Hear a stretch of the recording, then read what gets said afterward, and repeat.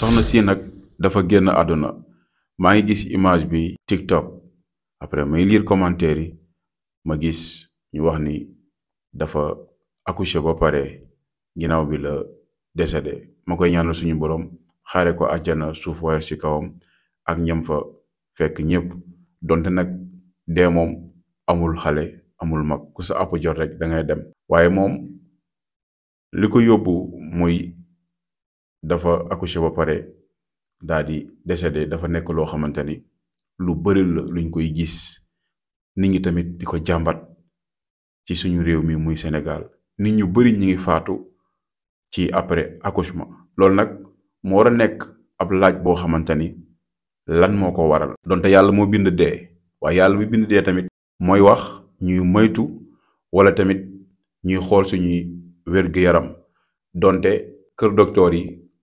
lu tax ñu nekk fa mooy ñuy saytu nit ñi moo xam nga feebar moo xam nga tollub diggante moo xam tamit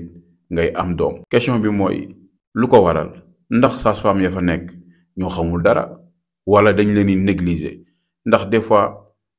da ngay dégg koo xamante ni accouché na ba pare bu lay nettali maanaam xeetu réewande gi nga xamante ni sage-femme yi ñi ngi koy traité ñi nga xamante ni ñooy am doom munoo boole am métit ñu war laa taxaw di la si tegalaat yeneen coono moo tax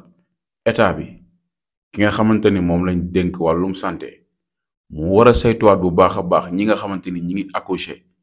di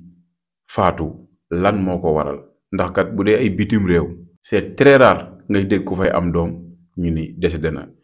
donte nag suñum réew ba léegi ñun loolu day gën a law ka ñu si bëri di si am doom rawatina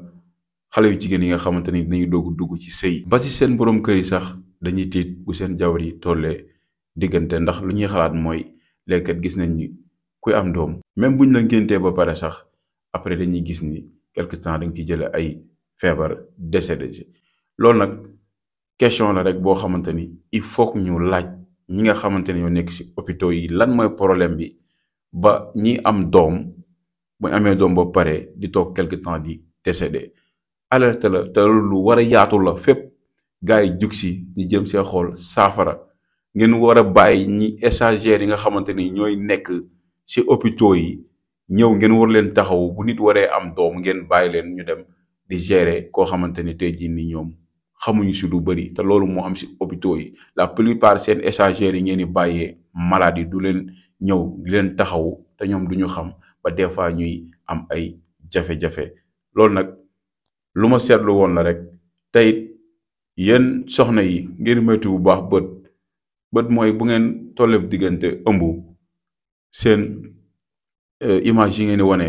dem def ay shooting ji ko wane doon nag bon coow moom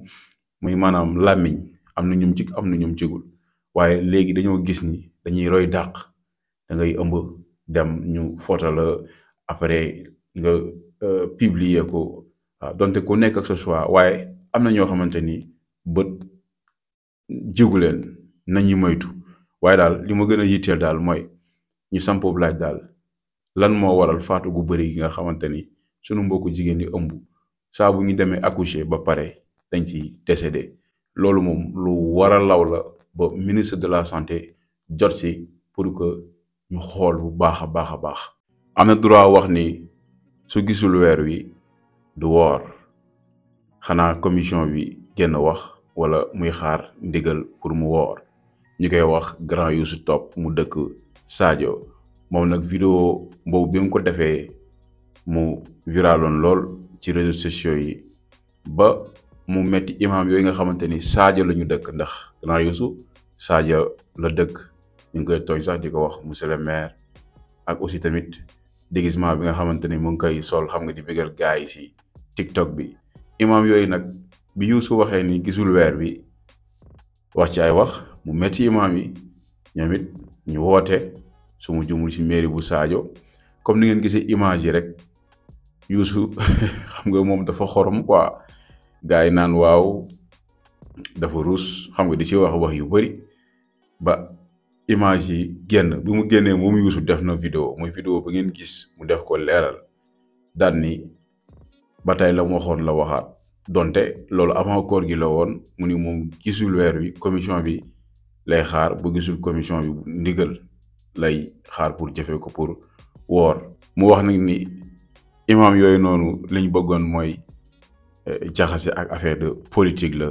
waaye nekkul loo xamante ni moom dafa dem pour jéggalu ndax nee na kuy jéggalu dina génn wax jéggal leen ma te moom defu ko. waaye nag grand Youssou wax dëgg yàlla am na droit ni gisul weer wi te bu gisul weer wi du woor loolu ku nekk am na si droit. léegi nag cooli ku nekk naan ay Youssou moo tooñ ak lu tax muy wax loolu di weddeeg Sénégal diw yàgg naa wax gis naa weer wi woor kenn ni gisuma ko damay xaaroo suba comme ni mu demee ren rek Youssou tamit am na si droit kon ban problème moo si am. ku nekk di ko dal en plus vraiment muy gaaw boo xamante dafa xoromu trop xam nga mi ngi bégal gars yi xam nga grand Youssou yow daal yaa nekk si dëgg yow yaa nekk si dëgg wax dëgg fa yàlla gisoo weer wi am nga droit ni gisuma ko gis ko neex nga woor loolu nag moo nekk ko métti yoon imaam yi bañ woote am ndaje foofu nag xam nga film la ko naan sa waaye dafay jégalu waaye weddi na ko ba gars yi ñu ngi tasaare vidéo yi gars yi ndax Youssou am na droit ni bu mu gisul weer wi du woor wala yéen tamit ban xalaat ngeen si def acca ci commentaire yi abonné aimer et partager